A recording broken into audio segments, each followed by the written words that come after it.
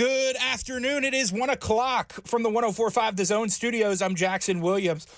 Big news in the NFL yesterday. The Titans traded Kevin Byard to the Philadelphia Eagles. Titans get a 2024 5th and 6th round pick, in addition to safety Terrell Edmonds. Edmonds is a former first-round pick with the Steelers and has started 77 games in his career. On the year, Edmonds has 28 combined tackles and a forced fumble. Monday Night Football last night, 49ers and Vikings closed out Week 7 with Minnesota winning 22-17. Jordan Addison having his best game of the season with 7 catches, 123 yards, and 2 touchdowns. Around the league, Broncos safety Kareem Jackson suspended 4 games for illegal hits. That 4-game suspension is the longest since Vontaze Burfict. For all your foundation repair and waterproofing needs, you need to visit USSTN.com. Breaking news at once on your home for the Titans and Vols. This is 104.5 The Zone.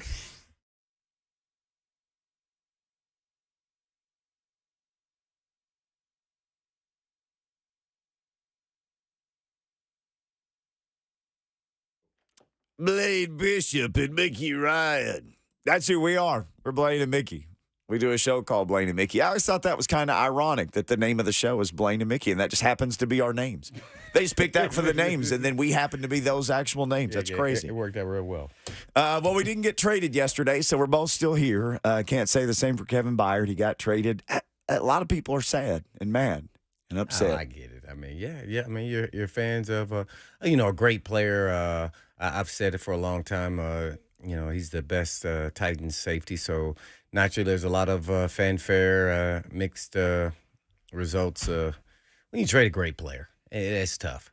But being a former player, I kind of understand the business side of it. And as I've been saying, if anybody's been listening to our show, which I think a lot of people have been, is that I thought, they should go for selling with players this offseason and rebuild. Mm-hmm. And I was always mentioning Byard's name, Henry, and Tannehill, because those are the three. And this is how they look at it from the NFL's perspective, is they are commodities. So who are the most valuable commodities on your team, and where can you go get value when they don't have a lot of picks, draft picks? So you can only sell what's needed. And ultimately, it was going to be a player that of significance that is a really good player. And so I thought they got decent value for him, considering you would say he's just a really good player now. I mean, I'm not going to say he's an all-pro. I think he's right under that, this season anyway. Mm-hmm. But still the best player, on the Titans as far as the secondary. Well, what is that saying when they're, ranked like 20th or whatever it is? So I thought they did a good job. Unfortunately, he should be happy. As I said before, he's going to a Super Bowl contending type team and way to finish your career. And when I say finish, he may have 3 to 5 years left in him. Mm-hmm. So it may not be his last stop. So I was excited for him. He'll probably never admit it publicly, but I'm sure he's excited for a fresh new start. He's going to have new juice, new energy, being with some, new guys he's watched on film or knew from afar or knew just briefly at all the different NFL functions. So I bet he's super pumped about it. Never admitted it. It's always going to be sad when you leave your brother and who you got drafted by. It was a sad day for the Titans organization too at the same time. But at the end of the day, it's business. So it's no different than when you have to, release or fire a friend at a job that you hired for whatever reason. And, so you got to move on and they're not getting the job done. Or in this case, it was about where else can we get some more draft capital for next season. So to me, the thing that should be sad from a fan perspective is not about Byard going somewhere, because you should be happy for him. Mm-hmm. It should be, has the Titans now turned the page and are they in rebuild mode? Or they still think they're trying to contend to compete for an AFC South title? See, to me, that's the really only question, because if somebody gave him the right price, I bet they'd do it with Henry too, because I would. Yeah. But at the same time, you got to sell tickets. So once you do that, next year, who is the gravitas of who do you want to go see? Is it going to be the rookie quarterback, Will Levis or Malik Willis, whoever they decide to go with? So, KB is what it is. He's a consummate pro at all levels. So, sad, but at the same time, I'm excited for him. That now, because it eluded me and a lot of players who played a long time who never even got a ring. We can say Bruce Matthews, who's the living legend of all, with 20 years and doesn't have a ring, and was the best probably offensive lineman in NFL history, or somewhere thereabout. And he was on great Oilers teams and great Titans teams. Yeah, you know. So ultimately, you want to play to prove you belong. You did that. Now you want to be the best. He's done that. Now you made the money, done that. Now you want to say the last check mark is I want to play in a Super Bowl and I want to win one. So I'm excited for him, but I get it from the fan perspective.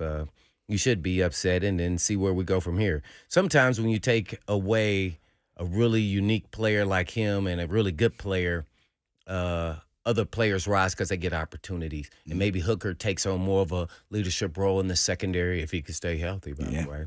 But he's a really good player as well. So we shall see. But, man, it's tough. But anybody understands business and if run a business or being part of businesses where people come and go and you're like, dang, I would have never thought that happened. NFL is no different. That's what's so funny. Only thing's different is you become fans of them because you get to watch them on TV, but it's no different than any other corporation. Sure. Yeah, just like how people had to be moved on from here, let alone could be us next year. Sure. See, so that's just how it goes. See, you just don't know. They could make a decision, had nothing to do with, ratings or anything else. So that's what's funny. To me, whenever you look at a situation, always look at what you're in and say, well, how could this affect me in the same situation? Or if I was a player, how would I feel in the locker room with this kind of decision? You're like, dang, man. And sometimes it could take 2 or 3 games, or 4 games or so before the team kind of rebounds from the bounce of what just happened. It just doesn't happen overnight. The players are humans. Yeah. Byard was the king of all respected players in the locker room. Yep. So it's going to take a hit. I'm just interested to see how much it affects them on the field and if it does at all. Because ultimately you got to be a pro. This is business. You're motivated for, first of all, your own individual success within the scheme of the defense or offense that you're in. Or special teams. So you still have a job to do. And if you don't focus on your job, it stands for not for long. You'll be the next one to go. Yeah.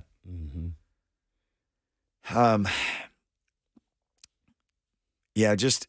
How did you feel, Mickey, being that you're going to look at it from more of a fan's perspective? I'm sure a lot of people were into their feelings, and I get it. So tell me how you felt. One thing that helped shape my feelings was us sitting here in the summer, and you said, look, man, they already told everybody what they want to do.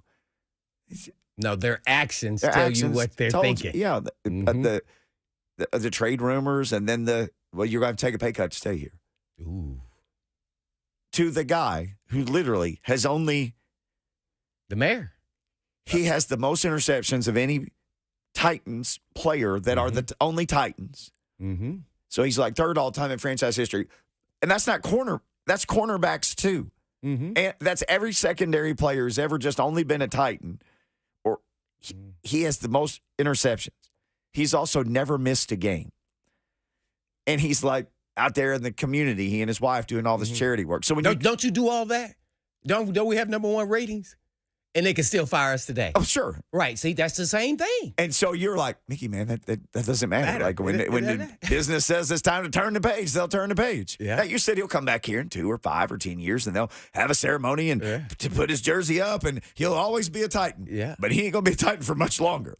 So that colored the way I think about it because it happened to you. It happened to all of us. Eddie George, McNair went to the Ravens. Yes. Derek Mason went to the Ravens. Yeah, I don't know. Oh, you talking about, man. Samari Roll to the Ravens. Right. Hey, so it's been a laundry list. Then a lot of guys to the Eagles, by the way. Yeah. Devon Kearse and myself and some other guys. Kevin Byard. Here recently. Yeah. So I'm just wondering if is the King on their list too? Well, that's what we're all going to see. I mean, if somebody comes calling with a 3rd round pick. Oh, there's no way I would do that. Absolutely. Yeah. If that happens, they have to go. They got to let it go. Sorry. He was a 2nd-round pick. Yeah. And he's an agent running back, regardless of if you think he's still good or not, or is elite or not. You got to take that deal. A third-round pick 7 years later, essentially, for a 30-year-old running back. Yeah. You got to do it. Because of the situation they're in, and I'm going to just say John Robinson, but they don't have a lot of collateral in the draft pick because, last year's draft had something to do with it, too, as well, with them moving up. So it's not just John Robinson. It's what they have to pick for this upcoming season or draft. They don't have a lot, so. Well, you've taught me more to look at it like a business, again, because you lived the business. For 10 years of your life, you were in the business. But for me, there's always that part of me that thinks, dang, man, that guy did everything you ever asked him to do. Mm-hmm. And that's why it doesn't matter. Oh, my gosh. Mm-hmm. It don't matter. It don't matter. Yeah. So I know that. So when you got those ding-dongs that act like ding-dongs all the time, yeah, it don't matter. Here's why I say it. Because if he can freaking play, it don't matter. Sure. As long as he ain't doing nothing crazy, like way crazy. Right. Yeah, but, that's what I'm getting at. And it's unfortunate. Byard is man, if you want to say the perfect player on and off the field, man, he is it. So, yeah, it's unfortunate, but it really doesn't. It doesn't matter. And he'll go do the same thing in Philly and wherever else he may end up. Because that's who he is. Oh, gosh, yes. Yeah, he'll be fantastic wherever he is, again, because of the person that he is. Mm-hmm. But I think a lot of people, I heard it asked of Vrabel today, and, I had some people tell me, even sending me the message, what is this message sending? And they're a bad team with no draft capital. They're a bad team with no draft capital, and they're in transition. They're not going to have the same quarterback next year. They're not going to have Derrick Henry. His contract's up. They still haven't figured out the offensive line. It's going to be a completely different team next year. And it was going that way because of the way the contracts are structured. And like you said for Byard, I don't care if he's got another year left. They even built in the $6 million poison pill to make sure he wasn't going to be on the team next year, even if he survived all of this year. Yeah. But people want there to be all this accountability. I think people want to hear like Mike Vrabel stand up to going, well, we just suck. We got here and we made a bunch of terrible personnel decisions. And John did, and we just were bad, and the players aren't playing. They're never gonna say that. Mm-mm. Nobody's ever gonna stand up there and say we suck. I think fans want to hear like, how did we get here? We all know how they got here. They drafted poorly. They didn't sign the right free agents. Guys aren't playing up to their potential, whatever it is, or some guys are playing up to their potential, and that's just as good as they're going to be. Mm-hmm. Everybody, they have to open their eyes, and you can see everything. It's just right there. Yeah. Well, you let your fandom take over, and that's what happens.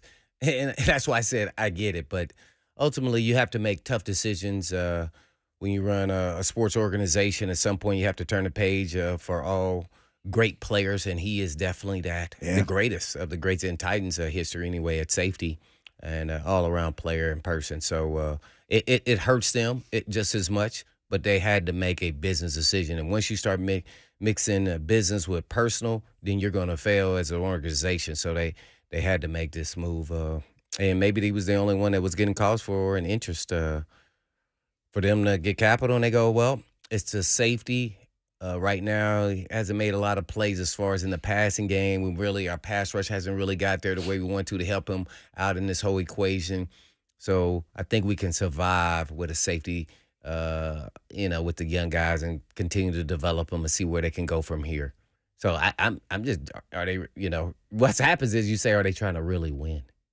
Are they really trying to a playoff contending team? Yeah. Or now we just trying to see what our players are? I think that's what they're trying to do. I mean, this says that. I'm going to tell you this. If I was a player before we go to break, if this happened, I would be lighting people up like a light bulb in the game.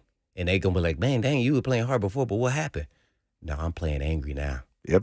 Yeah, because I don't know what the heck is going on around here. Guess what? They just let go and traded one of our best players on the entire team.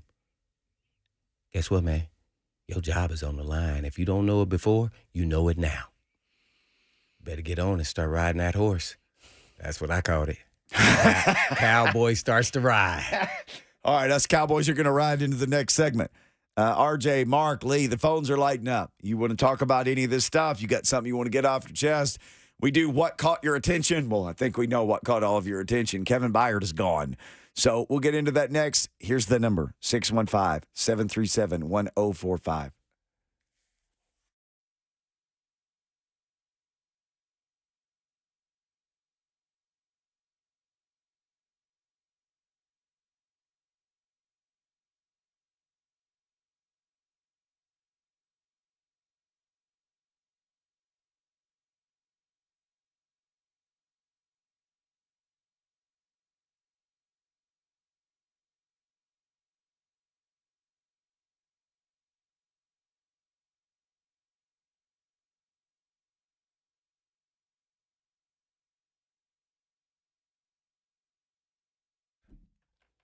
For many of you who have lived here a long time, you already know Eurofix has been in Middle Tennessee area for your European car repair needs now for 24 years. And we've all gotten to watch them grow. And I don't know about you, but I love watching a hometown business take off.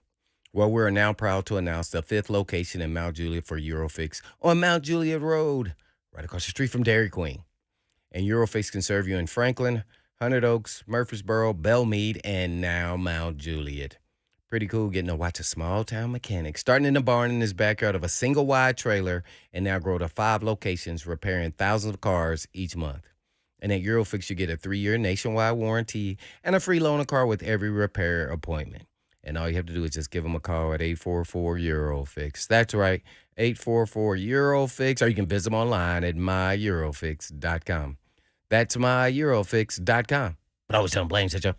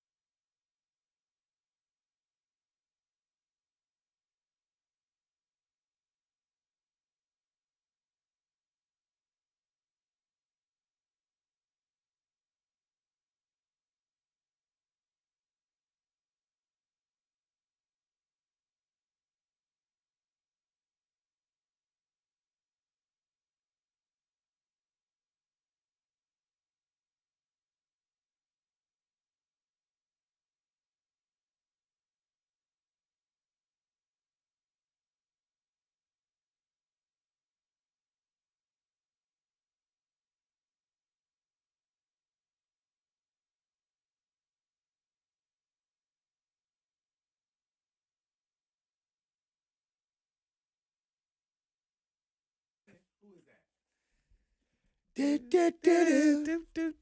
like this? Times keep on slipping. Boy, time does keep on slipping, doesn't it? Time flies by. Everybody think, I got plenty of time. No, you don't. Mm-mm. I felt like 10 this, years went in a blink of an eye. NFL career. Blink, boom. Whoa, it's over. Kevin Byard woke up in Philadelphia this morning. Now think about that. felt like this was appropriate because he's now flying like an eagle. Oh, I see you. People are all in their feelings about the Eagles already because of A.J. Brown. Oh. Boy, did you see him tearing him up the other night? Oh, my gosh. What was that, Monday night? Sunday night. Sunday night. against the Yeah, Sunday Dolphins. night. Woo-wee. I was like, wow. So Joseph said this yesterday. People keep saying it's A.J. Brown and Megatron who have the 525-yard games. And Joseph said it's actually those two and a guy named Pat Studstill. And so I'm sure people are like, who in the world is that guy? That dude played for the Lions and the Rams in the 60s. He led the NFL in punting. He led the NFL in receiving punting. yards. He was a punter and a receiver. He was a punter and the punt returner. Oh, wow. That's So, fantastic. He was Taysom Hill before Taysom Hill. Yeah, I don't think that's a good analogy. There is nobody this close. Taysom Hill just plays quarterback and running back and quarterback. This dude is doing skill. Like, these skills are hard to do, man. Punting and punt returning. He was both. Yeah, that's like kick. I mean, those skills are tough, man. And then you're going to be a regular position group? No, that's tougher. and a receiver on the team, and the punter, and the punter. So he led the NFL in receiving yards one year, like in punting yards one year, and he led the NFL also, I think, in punt returns one year. So, okay, let's use this. Who in the last 20 years you think have done that? If y'all can think of somebody off the top. The punting is the thing that I've never heard the of punting a punter. is the thing. Like it'd be like if you said Stonehouse is also going to lead the NFL in punt returns, or Kern. Like it'd be like if Kern was like, yeah, I'm going to return the punts this year too. I'm going to punt, but then later I'll return the punts. But then I'm also, he only had the one great year as a receiver, but he played 10, 11 years. He led the NFL in receiving yards one year. The closest thing is Sammy Baugh. Sammy Baugh is whose gross punting record that Stonehouse broke last year. Sammy Baugh was a quarterback for the, well, then I can say they were the Redskins, now the Command Skins. He led the league in punting one year. He led the league in interceptions one year. And he also led the league in passing. Do you think that era back then is the only reason why he got a chance to do that, where today they don't let players even do stuff like that? Could you imagine Kern saying, can I? Well, I mean, he had to run a couple times. Well, it becomes so specialized now. Yeah. He played 147 games. Pat Studstill. Studstill. Yeah. Doing all of that. That Yeah. is insane. Yeah. Those guys are a lot tougher than we are today. And that's when they played 6 preseason games and 12 regular season games. And they all had part-time jobs, and they practiced in pads well, that's twice why I a day. laugh when everybody says, oh, this era is softer, or, they don't do, and I'm like, dude, they were saying the same thing about our era, the people that were before us. Yes. That was in the 70s and 80s and 90s. Like, hey, man, those dudes, man, they couldn't do what we do. We were up there working, man. By the way, I was smoking my cigarette in the locker room, man. Then I go out there and run down there like nothing happened. Well, you weren't, but there were guys who did. Yeah, no, I know. But I caught one guy on the team that way. It Eugene was hilarious. Oh, man, I could not believe it. I was like, what the, Sam? You know what is going on around here, man? Can you imagine somebody do that? Wow. There's a picture of Chuck Bednarik, who's Concrete Charlie, who's a Hall of Famer, in the locker room after it would have been the 1960 NFL championship, I believe. He played for the Eagles. And he is smoking a cigarette and a cigar and has a beer in his hand in the picture. It's just a different time, man. All right, let's cycle through some of these phone calls. You can get things off your chest today. 615-737-1045. Mark in Clarksville. We'll call it Marksville in honor of your call. What's up, Mark? Marksville. Are you trying to clown me, right? No, man, it is Marksville. Yeah. What's going on? Man, I hear you. No, we call it Clark's Vegas, man. Oh, Clark's What's up, Vegas. fellas? Yeah, that's right. How y'all doing? How's everybody? Listen, man.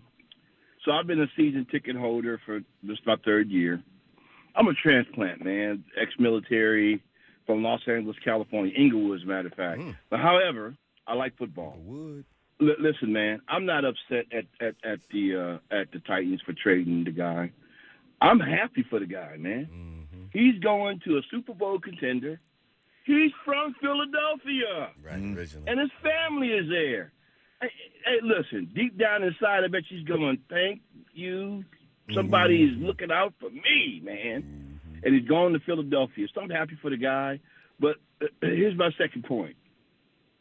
This trade signifies to me the Titans are in rebuild. They're trying to get what they can get. There's a lot more people that's going to be gone. They may not be gone by October 31st, the trade deadline, but there's more people that's going to be gone. So I think this is a big sign that they're going to be rebuilding. And, I'll probably give them 4, maybe 5 wins if they're lucky, Blaine. If they're lucky, they'll get 4, maybe 5 wins, maybe. I know these guys in the locker room, they're not quitters. But listen, guys, it's a wrap for the Titans for this year. Hopefully they can do a little bit better in the draft, get some more players in, etc. But I just wanted to let you guys know I'm not upset about it. I'm happy for the guy, and I think deep down inside he's happy too. He's going to probably finish his career out with Philadelphia. That's all I got, guys. Thanks. Love the show. Thanks, Mark in Clark's Vegas. Yeah. Clark's Vegas. He's out on the strip in Clark's Vegas right now. RJ calling from Phoenix, so all the way from Clarksville to Phoenix. Hey, RJ. Oh, Phoenix. Blaine and Mickey, what's going on this morning? You tell us, What's man. happening, man? So, I love Byard, and he's in a better team, hometown, and all that, right? But can we think about Terrell Edmonds for a second? Blaine, how is he feeling right now? You used to play like you go from a Super Bowl contender to the Tennessee Titans overnight. I mean, how is he feeling? How motivated is he to come out and play? And is he PO? Oh, that was his question. Yeah. Well, was he the starter there in Philadelphia? No, he was a part-time starter. I think 2 games of 7. So here's the deal. There's a chronological order sometimes with certain players and not. It's making it to the league. Then it's about getting paid. Then it's about winning and getting a ring. So, you got to get to play, right? Mm-hmm. So if he wasn't starting, he feels like he get a fresh start here. I don't think he's upset at all. Every situation is so different for each individual player. Mm-hmm. I think he's probably excited if he thinks he's going to get a fair opportunity to be a starter here. That may not happen immediately because he has to learn the scheme and defense. He might have to run down some special team, be in a role, where you're kind of subbing in or what have you, and then potentially sees the light tunnel. And at the end of the tunnel, that he's a starter now. What he should be thinking about is, okay, why am I getting traded 2 now different times? Mm-hmm. And is it something that I'm not doing as a player that makes me available? And obviously he has some talent, super talented. He went in the first round, right? So I don't think he's at. I think most players are looking for opportunity to play first if you're not playing. That's before Super Bowl and everything else, because everything else will align if you are out there playing as a starter. Mm-hmm. So I think he feels like if it's an opportunity for me, great. And it's not like, here, by the way, I got all these questions yesterday. From Byard's side of it and to Edmonds' side of it, the 2 players, they really had no say-so at all as far as where they wanted to go, what they wanted to do, and who they wanted to be traded to. This is not like the NBA or something like that. It didn't work like that. Yeah. You are, as I use the word, commodity, and they determine where you go. So to the caller's point earlier, Clark's Vegas is, he should be excited that he's going to a winning organization, got a shot not only at the playoffs, but maybe at the Super Bowl again, to go again. So he should be super excited. He could have went to the bottom of the barrel, horrible team. Now that is depressing. Yeah. As a player, you're like, dang, they're going to send me here. Then also, players are going to be away from his family. I know he said he's going to see his family, immediate family, but his family that lives here they're going to be apart. Because you can't be just janking your kids out of school and doing all of that. And I know he had a young one, too, not too long ago. So those things are all tough in traveling with your family. So sometimes players feel some kind of way because they're away from their family, especially when they're a family guy like Byard is. Mm-hmm. It's always a tough pill to swallow because you may only see them on the weekends and they come up for the games. Yeah, that'd be rough. Mm-hmm. And now you got to go find housing, where are you staying, all those things, all in a small bunch. And then you got to be out on the field because you're going to start. So that's first. I mean, you literally go from where everything is, drive straight to your house, sleep in your own bed, kids there, wife, dog. That matters. I know people think it does. But that's because people think of players as commodities. Yeah. Yeah. It's a human being, man, who's like, gotta tell his wife bye, gotta hug his kid. Little kids, I will be gone for a little while. Yeah, my son was 3, and it was not a good situation for me, like moving, and then he was born, and he was in the hospital for a long period of time, so early at 28 weeks, and so it was a tough pill to leave him and my wife, and just because they knew the doctors and all those things involved in that. I like it. I felt like I wasn't in touch with being there on a daily basis.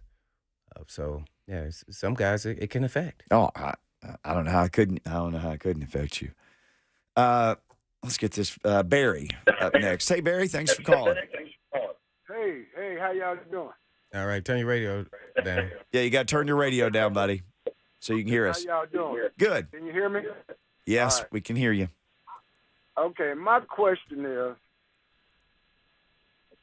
would we still have the same conversation if we was 2-4, or would this have to happen if we was 4-2 instead of 2-4? Appreciate the phone call, Barry. Vrabel said today, someone asked him, does the record affect these decisions? He said, no. I got a feeling if they were first in the AFC South, though, we would not be having it. They're fourth in the AFC South. You know how many teams are in the AFC? 16. I looked this up before I came in. Do you know where they are record-wise of the 16 teams? It's not like college football where they're 16, ranked. I would say 14. They're 13. They're last in their division. Yeah. They're 13th in the AFC. Well, that's where Vrabel has to be a little. It's very political. Yeah, you gotta, you gotta kind of keep his guys motivated. Also, so they don't start playing as individuals. They're pros because you're getting paid to do a job, but there's a different level of tenacity you go about your job because you feel like, dang man, they got rid of a great player, and now where does that put us? So to me, the alarm bell as a player, if it was me personally, which I'm driven already, to the utmost, that would piss me off even more. So I'd go out there and just light it up even more. That's what I'm saying. Some guys, it could affect like, dang, man, that's messed up. Well, you better quit messing up and get out there and show up. So yeah, you have a job. You are a pro, and that's what it is. It's no different than any other job. You got to do a job or you won't be here.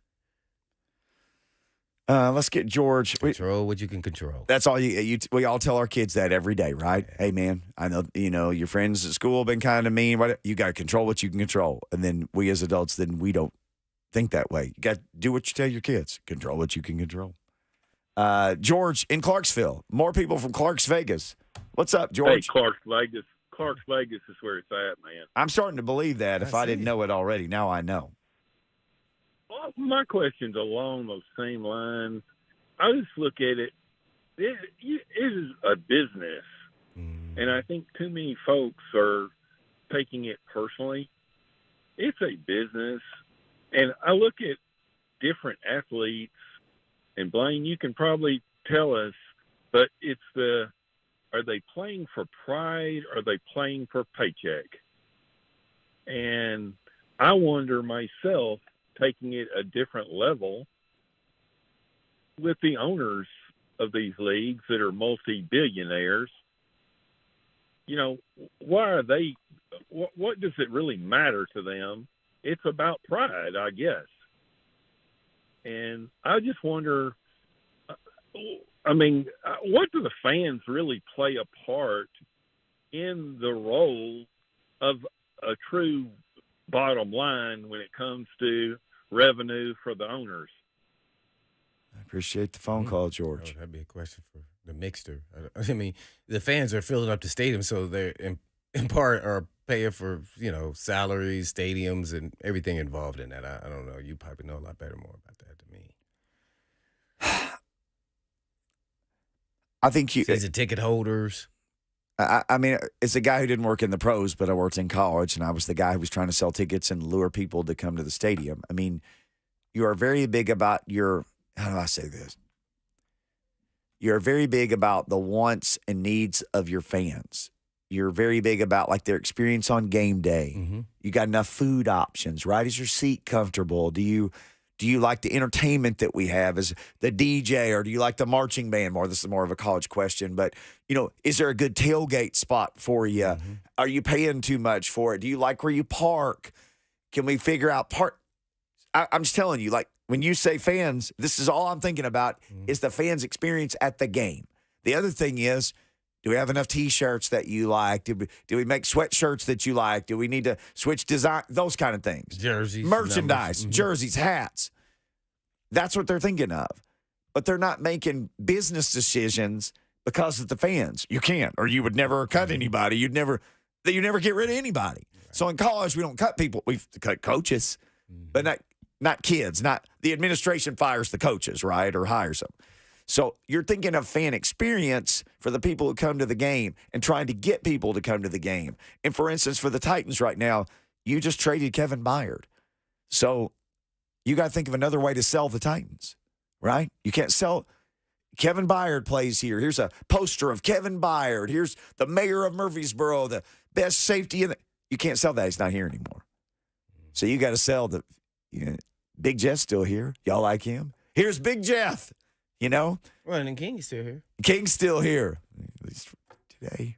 Yeah. So all that they're trying to do is make your experience as good as it can be and try to lure you to the stadium to have that experience while wearing all the merchandise you can buy. Well, and also just to add to that, there's star power that comes with Byard. Yep. And that's with the King and all the big name players. So obviously those players are the ones whose jerseys are at the stadium and that you're selling at the pro shop, Titans Pro Shop, and all those things. So, every, great player has an end to their, time at an organization, and they felt like this was the time and before he hits the downward slope. And I would say he was gradually going down at a slow pace. Yeah. Matter of fact, he may plateau and be right here and never go any lower, because we're just talking about his skill set and his ability. But when you get older as a player, you start seeing things faster. And so then you seem as fast as you were when you were a younger player. Mm-hmm.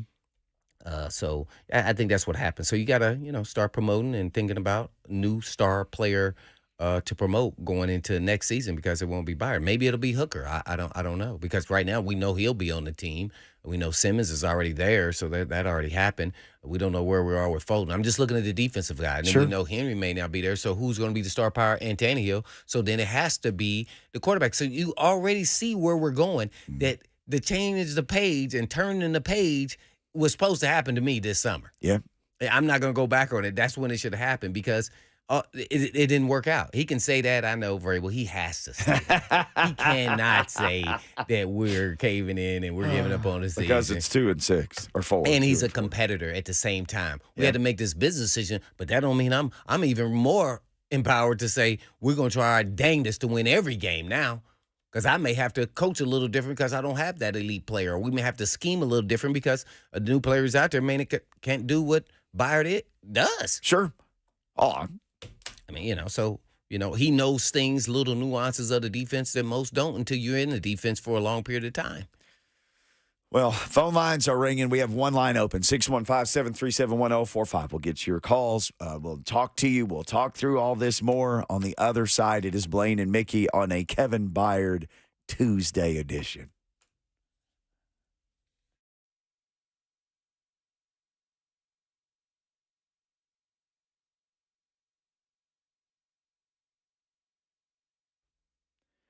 All right, lake lovers or wannabe lake lovers, listen up.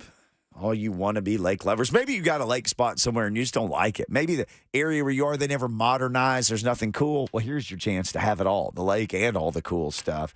And it's coming up, like your chance to buy property Saturday, October 28th, like really coming up. First time ever, your chance to experience lake living at a fraction of the cost. They got 2-acre wooded lots from just $64,000 and lake villa packages from $349,000. Think about that. You got your own villa ready to rock and roll. They got these sunset waterfront lots. They're $50K off. And again, this isn't some sleepy little deal. Now, you can have that experience, or if you want walking trails and shoreline and clubhouse and waterfront concerts and pickleball and pools and a coffee shop, guess what? They got all that too. But you have to call to get this time on the lake and watching the seasons change or riding on the boat with all your people.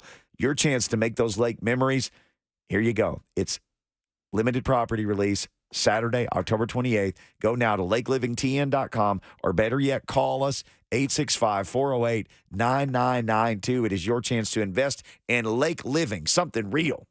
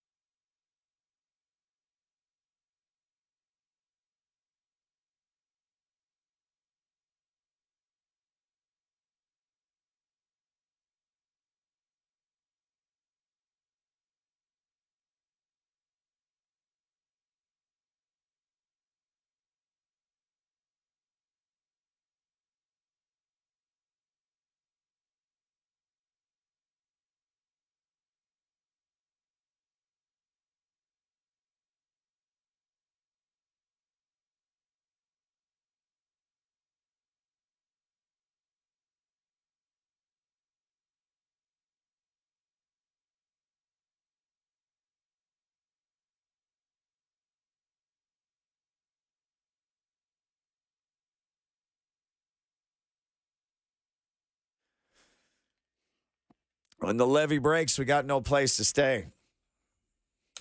Some of y'all acted like the levee has broken today, and the water is rushing in. Some sad people. Sad people. Guess who's not sad? Kevin Byard. Exactly. Kevin Byard is not. He was not sad, but he is not sad. That dude woke up this morning on the first place team in his hometown. He can say that, but he like, ooh, man, they got every layer of defense and offense that they need to win it all. They can at least make it deep into the playoffs. They don't even play Derek Barnett. Like, that's how deep their pass rushers are. Like, Derek Barnett, he was the Super Bowl hero for them.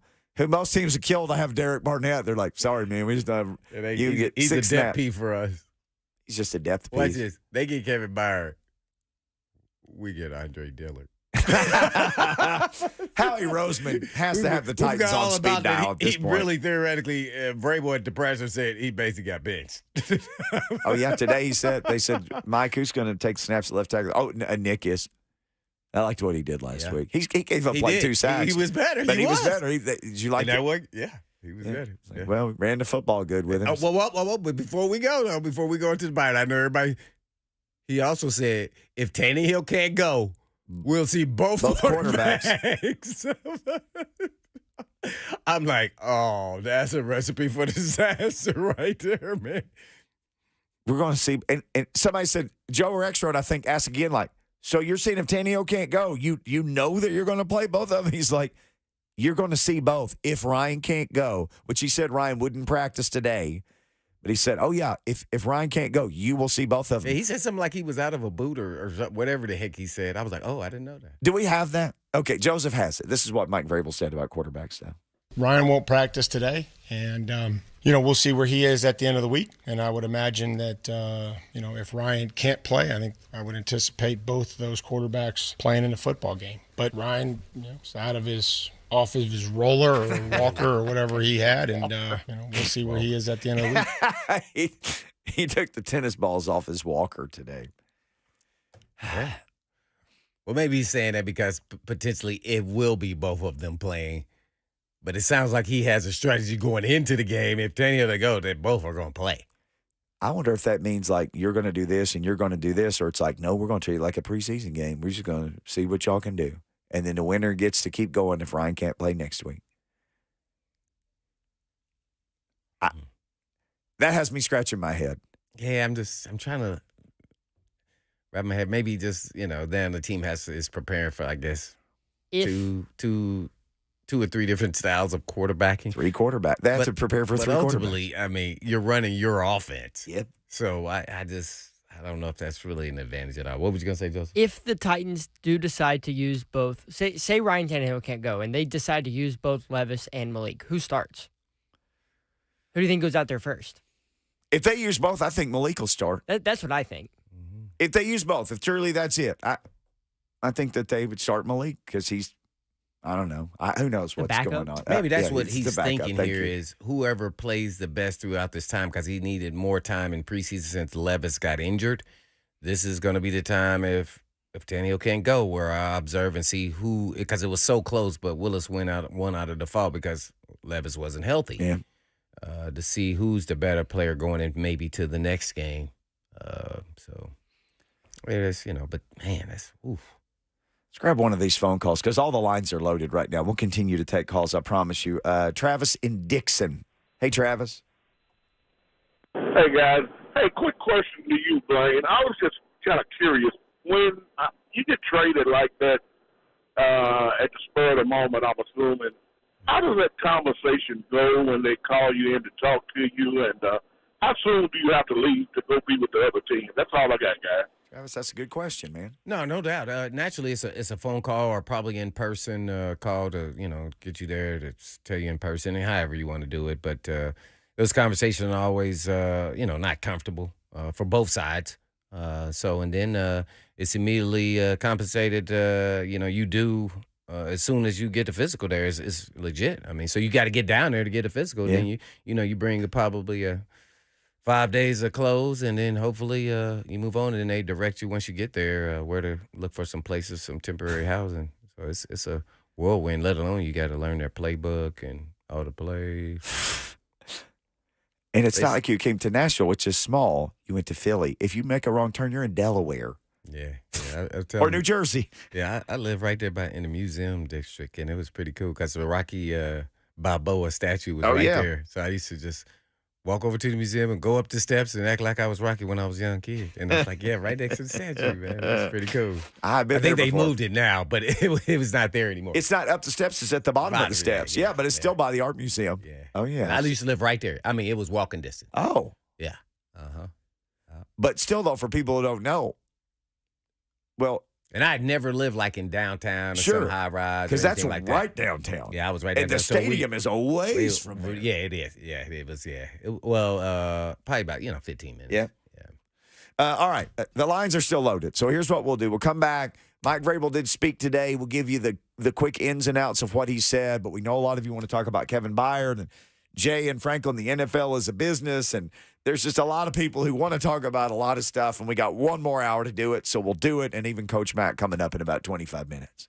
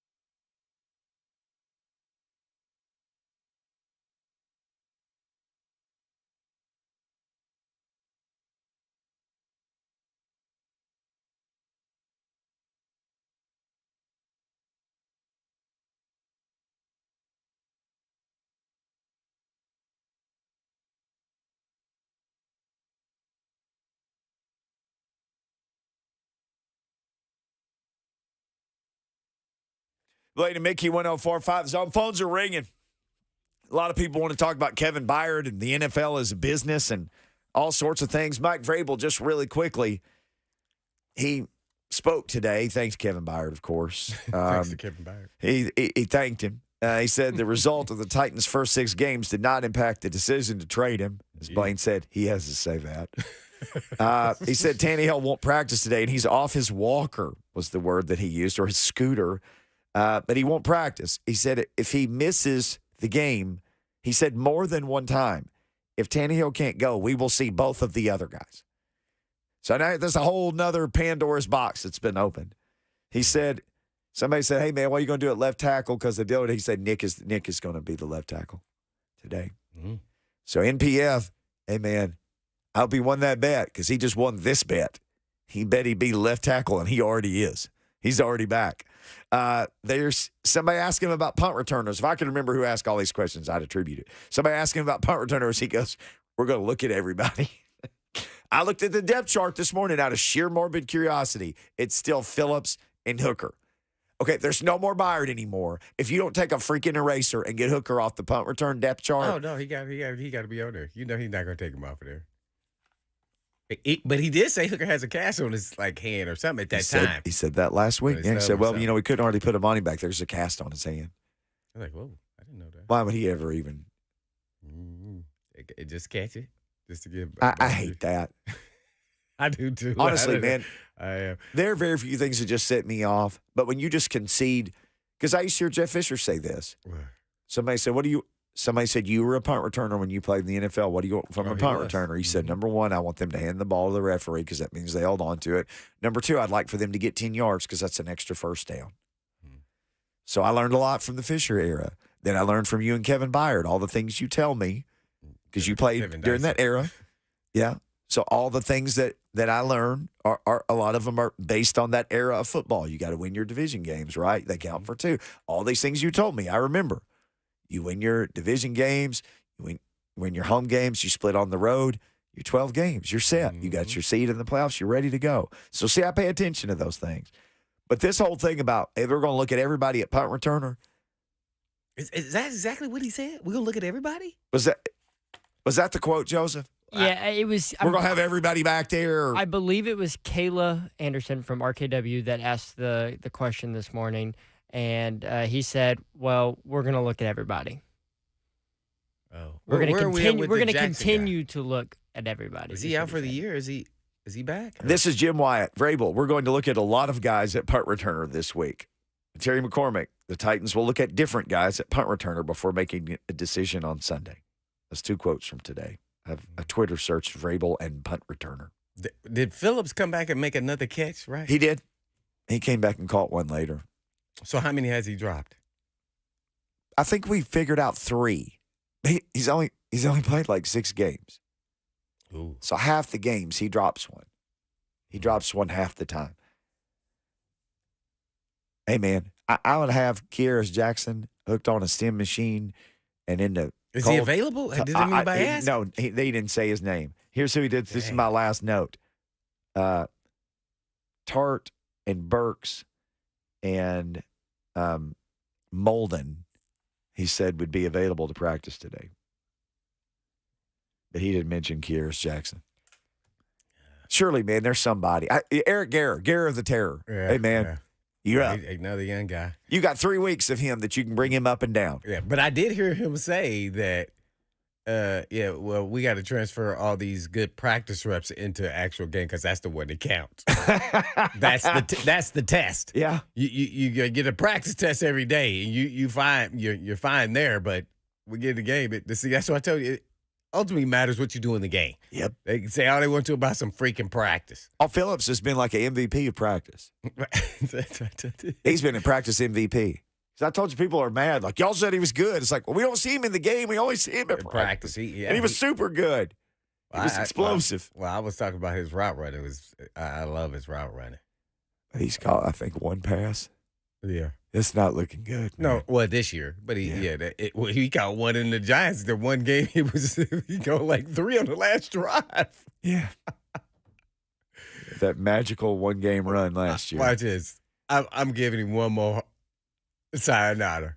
See, y'all think I'm crazy. Look at Mickey's face. No, man, no. Kyle You're a performance-based guy. What did I just ask you? Did he come back and respond after the drop and then make a catch? Watch this. No athlete is perfect, and I get it. He's dropped some along the way, but I give him a pass on those ones before because he was playing injured. Yeah. Somebody go out there and catch it with your shoulder jacked up and think it's not going to affect you in catching a punt. He tried to fight through it. He tried to be Mr. Tough Guy. So now the only one that's egregious to me is the one that he dropped right this last game, the 2 games ago. And he should have never even been back there. They were asleep at the wheel. It doesn't matter. He still posted. He got back there. And I do like how Vrabel took ownership in that. But then guess what? Ultimately, he did say, you still got to catch the ball. He did. It doesn't matter. I can be snafu and don't tell you what to do, but this is what you're here for, is to catch the punt. So guess what? I'm going to give him one more sayonara. I am, because he responded to Felon and he keeps responding. Yeah. And he did it in an actual game. So he dropped one he knows, and it cost him 3 points, by the way. So it was kind of a momentum swinger, too, but it was that right before half, right? Yep. So I'm going to put him back there, but boy, that leash is as short as it could be. Like, you know, when you walking your dog and you got the thing, you tighten it up where he can't go nowhere. Well, this is it. This is it. All right, this is it for Susie from Chattanooga, because she wants to talk to us. Hello, Susie. Hello. Hey, Hit Man. We're right there with you, Susie. You going to put Phillips back there? I've not been right since the Cincinnati Bengals game. Yeah, I don't So think many years anything ago. has. Yeah. Oh, wow, in the playoffs. Yeah. Yeah, me So, too. Hit Man, I love you. I don't know if you remember, you gave me tickets, perfect tickets in the end zone one year for New Year's Eve. Asked you what I wanted for Christmas, and I told you tickets, and you gave them to me. Bang, bang, bang, bang, bang, bang. Yeah, Santa yeah. Blaine. However, She got my check. Yeah. however, please quit laughing in my misery. All of my Titans, I don't know. I think we're drafting for the Eagles. I don't understand this. Yeah. I don't understand it. I think the Eagles messed up when they let Brett go. I'm a little angry with AJ just because I think he disrespected me on Twitter or something, laughing about being up there. Okay, so I don't want Eagles to succeed. But now my mayor is gone. Yeah. And he's the man. Who's gonna rally everybody up? Oh, Big Jeff. Who's gonna be out there to do it? Big Jeff, maybe? I love Big Jeff. Where's Pop-Tart? Pop-Tart? What's that? Where's Pierre Tart? Pop-Tart. Pop-Tart. Yeah, he didn't eat a lot of Pop-Tarts, that's for sure. That's part of his rehab, I think, is Pop-Tarts. Oh, is it? Oh, okay. So is I he love available? Pop-Tarts. Did he say anything about Tart? He said he practiced Where today. is he? Oh, he said he's going to He practice. said he practiced today. Okay. That's been a mystery, though. Okay. Like Scooby-Doo couldn't solve it. We have no idea what's been going on with Tart. Okay, I got Tart back out there and why didn't they get rid of that I don't even know, Fulton or whatever his name is. Why is he on the team? Well, the week is still young, Susie. What you're talking about? No, Kyle it's Phillips? not.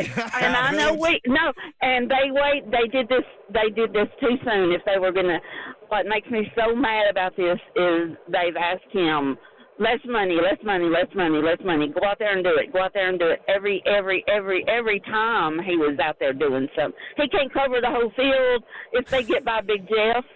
Yeah, you're right, man. They are making me so mad. I wish I could have Vrabel's number. I love Vrabel. I wish I could have his phone number and me and him sit down and we would talk about it. I think you should DM him on Twitter. 100% Or Coach X. Mike Vrabel. He's on there. Yeah. Yeah. I don't know. He's going to get smart with me, and I don't want him You to. probably Because can't get access to him. I'm not Paul Kaharski. I love him. So I want him to know that, and I know I've worked with nothing but men, Georgia men, Birmingham men, Knoxville men, and I have been defending my team forever, and now they're not now I can't say nothing. And if they let Derek go, oh boy, there's going to be HELL to pay. Ooh, well, hang in there, Susie. And okay? why did they not let Boss Hog go when he put that damn white suit on and didn't do nothing else after that? Oh, Taylor, he got hurt. Remember? Oh, Boss Hog. He stayed hurt after that. Yeah. After he got money, he didn't do nothing. Susie keeps I it need straight out of offensive line for my quarterback. And I agree with you, Hitman. They need Malik out there to show what he can or can't do, so we ain't going back. Well, let's put him in. They've got to learn. They got to have time. So if they put Malik out there and he can't do it, I love him. I want him to succeed. But if he can't do it, we got to get somebody in there to do it. Because I don't even want to go to that new stadium. I'm not paying the prices to get in there.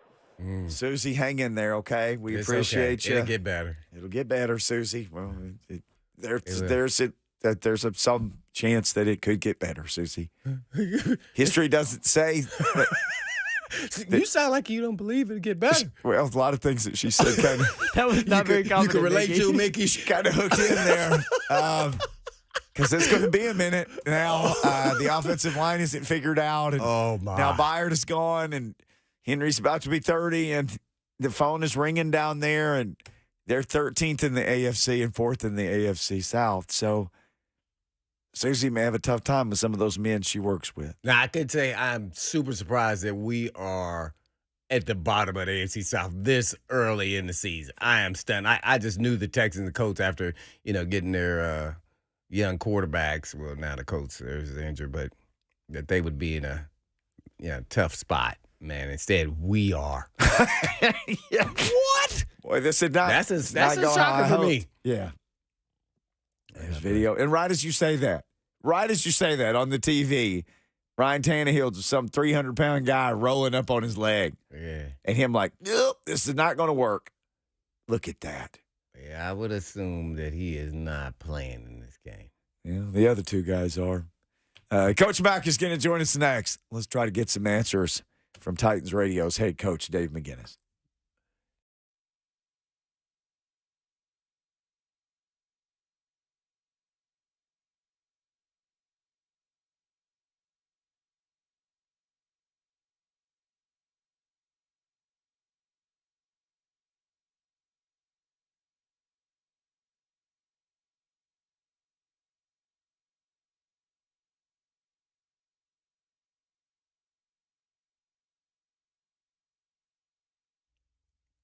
Well, summer is over, and that doesn't necessarily mean your to-do list is.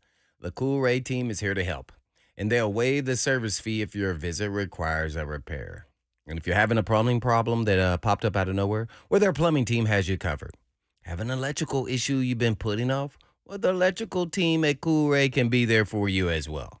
And of course, if you have an HVAC unit that's starting to struggle, they can repair that, all while waiving the service fee. And you can still save up to $1,250 on brand new Tempstar home comfort systems. Plus, they boost the 10-year parts and labor warranty on new Tempstar home comfort systems. So schedule your next visit online at coolray.com. No phone call, no wait, no worries. You pick the date and time that works for you. That's coolray.com.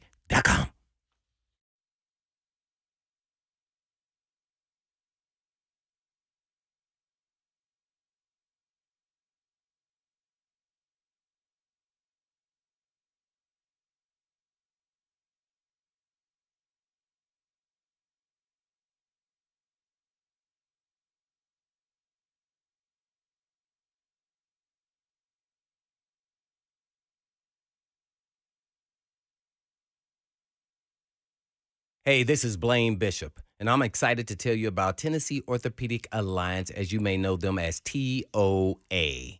And TOA has 29 locations and over 100 orthopedic physicians throughout Middle and East Tennessee to take care of all your musculoskeletal needs. In addition to their orthopedic clinics and urgent care facilities, TOA offers physical therapy, hand therapy, and sports performance training for teams and individuals at their sports performance centers. And as a former professional athlete, I know how important access to expert orthopedic care is. Whether you're an athlete, active adult, or just looking to get back to living your best life, you can visit TOA online at TOA.com, or you can give them a call at 1-855-NEED-TOA. That's 1-855-NEED-TOA.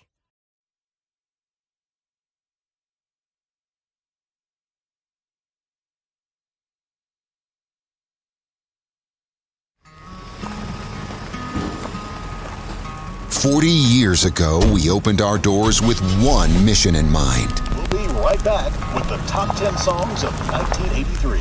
To sell quality American-made vehicles at a fair price. You have arrived. And we've loved every minute of the ride. Celebrating 40 years of Two Rivers Ford.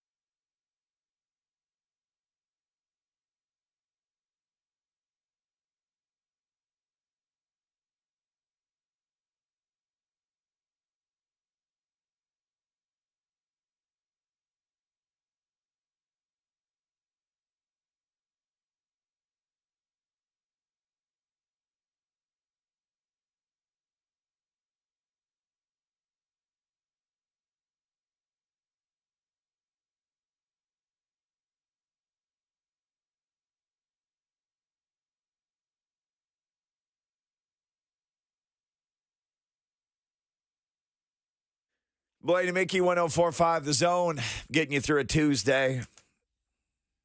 hear this music, you know who's about to join us. It's the one and only Coach Mack, brought to you by Two Rivers Ford, Middle Tennessee's most trusted local Ford dealership for 40 years. Coach, how you doing on this fall Tuesday in Nashville, Tennessee? Hey, Mickey Blaine, just got back from a big fundraiser, an endowment fundraiser with Mike Keith down in Franklin with a lot of great people, a lot of great Titans fans. Went very, very well, and just got back up here in time to get on the radio with you guys. So I'm ready. Yes, sir. Well, we all know anybody that follows the league, and you always talk about Titans fans, and they know football, and they know how it works. They know it's a business, but even when you know it's a business, it still sure stinks to see a guy like Kevin Byard get traded.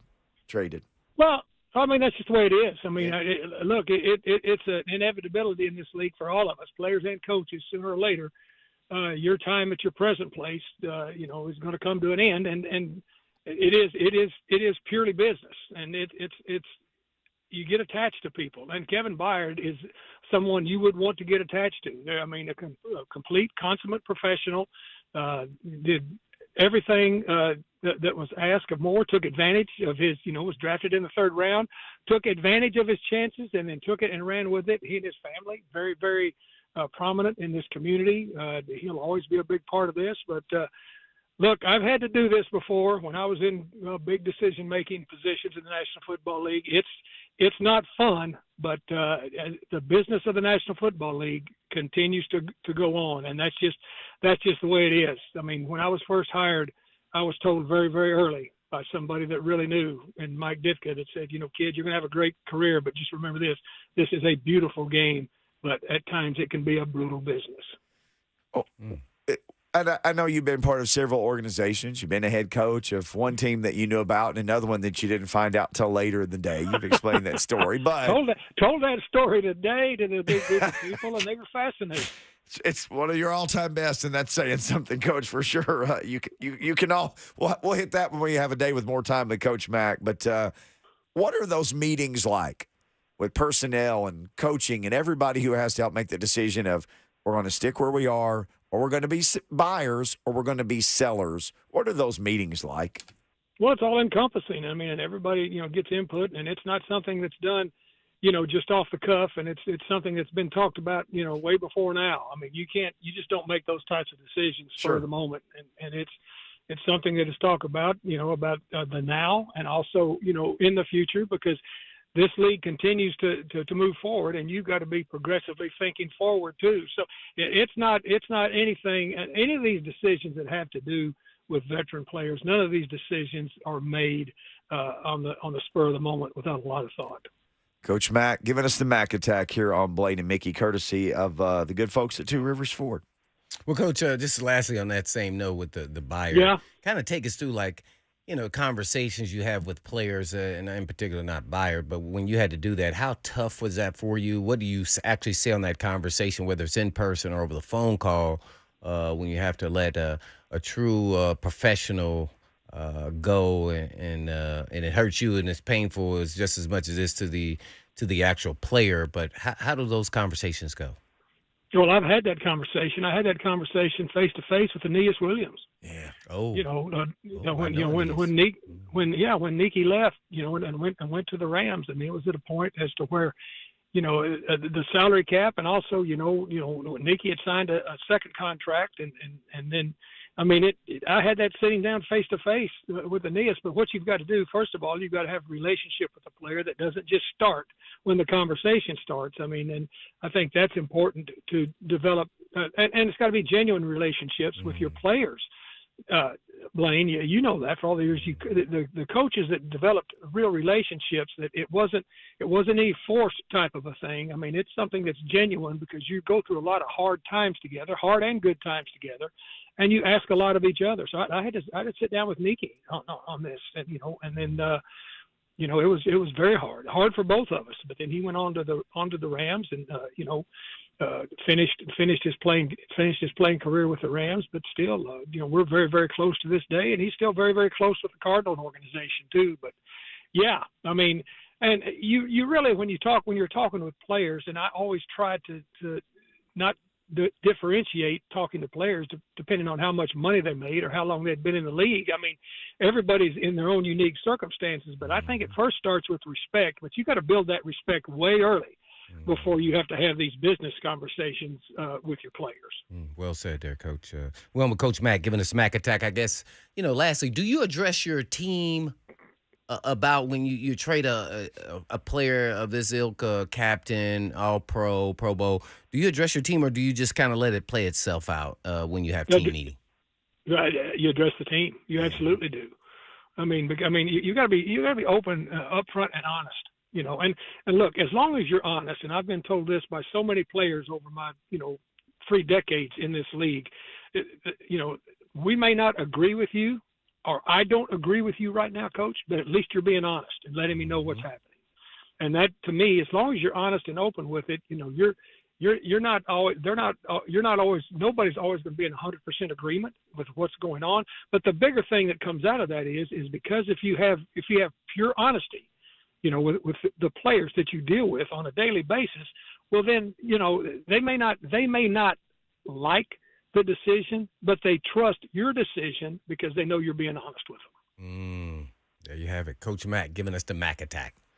Coach Mike Vrabel was asked today about Ryan Tannehill. He said, well, he's doing better, but he's not going to practice today. And somebody said, well, what's the plan if he can't play? So if he can't play, then I think he said both the young guys will play. So then a couple minutes later, somebody asked him again, did you say both of them will play? He said, if Ryan can't, both of them will play.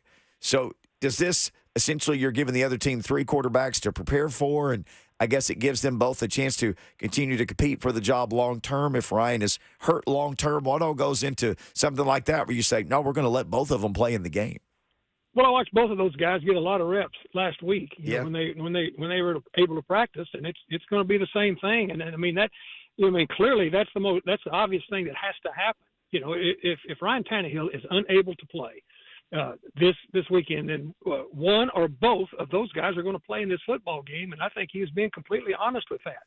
And Arthur Smith and his group down there, getting ready defensively, they really haven't.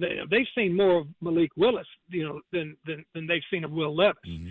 But they also know, what the permutations of this offense are. There's plenty of this offense on tape, but getting ready for you've got to get ready. You got to get ready for the scheme. You got to get ready for the play caller, and then, of course, naturally, if the 2 young players play, well, then defensively they may alter what they do as far as just structurally, how much pressure to bring, when they bring pressure, how much man they play, how much zone they play, because you're talking about the difference between a very veteran quarterback and then you're talking about 2 relatively brand new quarterbacks.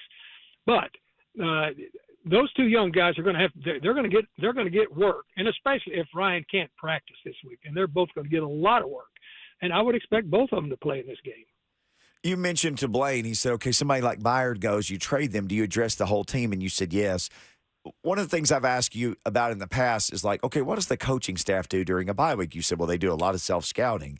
So all the stuff that you figure out or the data that you compile, do you present that to the offensive side in an offensive meeting and the defensive side in the defensive meeting, or just to each individual room for positions, or does it just kind of get dispersed into the game plan from there on out and you don't talk about it? You present it to the team first, okay. Kind of a referendum on what you've done, because first of all, you got to say, here's what we've done that we can win games with, and you have specific plays and instances pointed out, and here's what we've done that have allowed us not to win games. And then you talk about the complementary football part of it. And then, yes, you break down into offensive and defensive units, and then you break down those into subsets, of the position rooms. But it's all still the same. And look, it's not just during last week have they started self-scouting. They self-scout after every week. And this stuff is compiled so quickly now. But you absolutely do. To your question and to the legitimate answer to your question is once you get these things and you boil it down to what you think are the essentials, you present it to the team first as to how well or not well we're playing complementary football and why we're sitting at 2-4. Here are the reasons why, and here are the reasons that will help us be able to get over that hump at moments in the ball game. You point out moments in ball games too. as to what went on. And you also point out, this is what we worked on and this is what we didn't do. Now, that's why we've got to still concentrate when it gets hot and, when it gets hot on the field and at the moment in time and be able to carry through with fundamentally what we said we were going to do. All of those things you can find very easily, and then you put it together and you put that presentation together, and then you break it down into groups, and then you break it down into the individual groups, and then you go out and work on it. But yes, I mean this whole thing that goes on, this is a collaboration effort between players and coaches. It's constantly, so you don't keep anything hidden at all. Getting the Mac attack from Coach Mack here on Blaine and Mickey. Well, Coach, now let's move on to the Falcons, as Mickey would call them, the Atlanta, Tennessee Falcons. Yeah, I'll let him do that. Kind of give us an overview of what you've seen from them thus far to this point. Well, it's a physical football team. Arthur Smith, he's going to run the football, and he's got three people that can really run it. Yeah. Bijan Robinson did not play much last week at all. When I broke down that game, and I didn't realize that he had a headache and had been sick before, because Tyler Algier and then Cordell Patterson, they've got him back there in the backfield too. But he's going to run the ball, and he's going to run it with a lot of different looks. I mean, he's going to run 12 personnel because he's got Jonnu down there, he's got Pitts down there, and then and Ritter's a good runner. And he's going to play action him and work him on that. That's that side of the ball. Defensively, you're going to get a 4 and a 5-man front, depending on what you're presenting them. You're going to get a lot of 8-man front on first downs, like everybody's going to do. I mean, Bud Dupree's down there on an edge. Calais Campbell is still playing. I mean, he's still a monster. He's still a monster out there on the field. And so, what you've got going on is. And I mean, they're leading their division right now, guys. I mean, they're 4-2, so they're feeling pretty good about what's going on there. In this, is this the third year for Arthur down there? Is this the third year he's down there? I mean, the third year of his total rebuild of what's going on down there. He's had high enough draft picks that, I mean, and it seems to me like they've settled in kind of with what his philosophy is going to be. And I'm sure they're looking at, a 2-4 Titans thinking, this is our chance. This is our chance to kind of get some separation, in our division. Even though it's an out of conference game, it's still a win, and that's it's going to be a big challenge, playing them, because they've got a lot of confidence right now. That's the way they're playing. Yeah, they're doing fairly well, the Atlanta Falcons. We're on with Coach Mack giving us the Mack attack. I guess I want to ask you: does the Arthur Smith, understanding, the coach being an assistant offensive coordinator here with the Titans, does that matter going into this game? Both guys are going to be super competitive, and they want to win the game, of course. But does that give either one of those guys any insight to one another? The biggest thing that does, Blaine, you've been on the other side of this. The biggest thing it does is it gives you insight into the personnel. Now this personnel's changed a lot in the 3 years, since Arthur was here. But there are still some of the same players. So the biggest jump that I saw during all my 3 decades of coaching, when we had crossovers, coming back in from an opponent, is you got insight into the personnel, because you change, your scheme is going to evolve, and it really evolves during the season. It evolves not only weekly, it evolves quarterly with everybody else. So you've got to believe what you see on tape, but the knowledge of personnel and people as to how they were when you were there, the personnel, that gives you a little bit of a jump. Well, I know Mickey's going to be super. So we know a lot of theirs too, because they were with us. Right, exactly. Yeah. I know Mickey's going to be super excited because it's a Oiler Titans alumni weekend, and you get to see a little bit of the Oiler jerseys and everything else. But what player or players would you love to see that you coached that would come back? Well, have you seen the list? Let me just No, I haven't seen the list. Have you seen the list of people that are coming back to this? I have not seen it. It's massive. Ooh. It is massive. I mean, this is going to be. I span 8 years here, and then with guys across the league. So I mean, anytime. That's why I said guys you coached. That way you had more of a personal relationship with them. Yeah, well, I mean, I'm always looking forward to seeing anybody, that was in that linebacker room. I love seeing Samari when he comes back. I mean, I really do. I always like seeing he and of course Javon and that group. But anybody that's been in my linebacker room, all the way from the top of the pile of Keith Bullock all the way down to anybody else that was in that room with me, that always brings back always brings back, big time memories. And here's the other thing too, even not in my room, just, just being able to see Michael Roos, or, being able to see Big Country, any of those guys that I was here during that time with, because I was the assistant head coach, so I interacted with all the players here. I mean, it's a lot of fun, and sometimes, what's really cool to me is to see those guys, and now with their families and with their kids, and some of those guys that could hardly keep a seat in a meeting room and it couldn't stay still. They got the kids that are running around wild, and I say, see, there it is, right there. There it is, right there. There you have it, Coach Mack. I know you can't scout everybody all the time, but do you remember scouting, at least out of college, Terrell Edmonds, because he's the newest Titans safety as part of this trade? And absolutely. Curious to get your thoughts on him, because Titans fans may say, hey, I don't know much about him. First round pick. Pittsburgh took him in the first round, 29th pick, I believe. I just looked at my combine numbers on him. He blew it away combine wise. He's a big safety. He's a 4.47 guy then, 41-inch vertical jumper. That was a first round pick. Comes from a pretty distinctive football family. Yeah. His dad Farrell played in the league, and then he's got two brothers that also played in the league. So very athletically gifted, well warranted. I guess that 29th pick, in the first round, and he's relatively young. What, he's 26 years old, but yeah, I remember him very much at the combine, because you had both of those Edmonds that were there that were pretty impressive, just physically testing. One last one for me, Coach. A lot of people get mad when they see trade compensation. Well, our guy was worth more than that. But isn't the trade market sort of like if you decide to sell your house, it's worth what somebody's willing to pay for it? 100%. This isn't fantasy football. This is the real stuff. You start looking at it, and and if you're at a point where you need to, and you got to take salary cap considerations, everything into consideration, plus the draft collateral that you have coming up, what you'd like to add to it.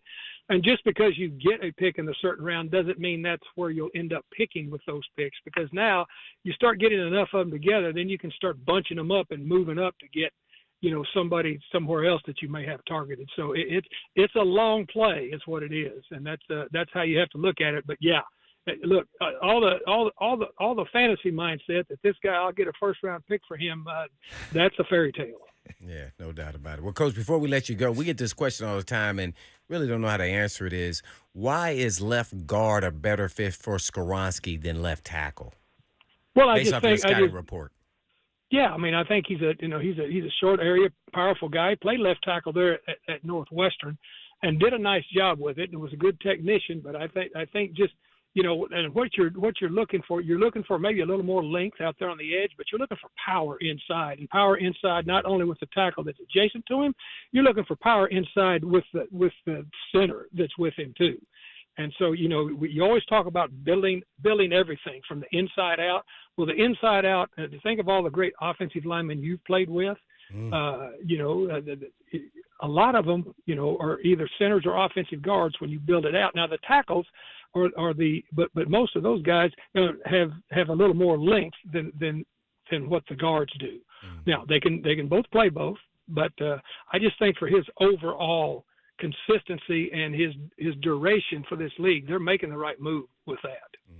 Gotcha. Coach, fantastic stuff. Glad you had a fun event. And I know you're going to enjoy this week because you get to see all your guys, and I get to see the Oilers uniforms. Let's just hope we can wrap it up with a big win on Sunday. Guys, winning is the only thing we're trying to do, right? Yes, sir. Yes, sir. Nothing else. Thanks, Blaine. Thanks, Mickey. See you guys. Yes, See sir, you. Coach. One and only Coach Mack, same time every week. All right, we come back. We'll wrap things up. Jeremy, calling all the way from Southern Illinois, wants to talk about the Skoronski thing. Jeremy, hold us a quick break. We'll finish up with you on the other side.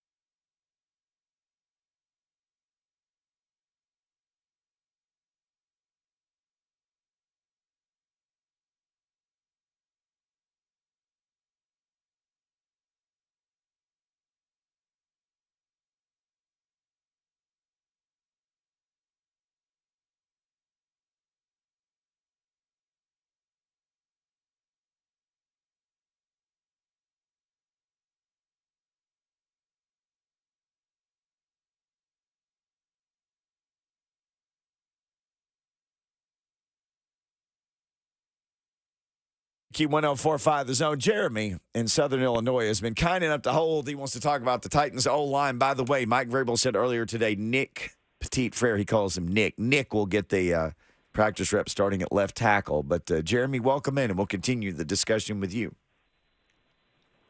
Yeah, I appreciate it, fellas. Yeah, man. Carbon, you from Carbondale? Carbondale?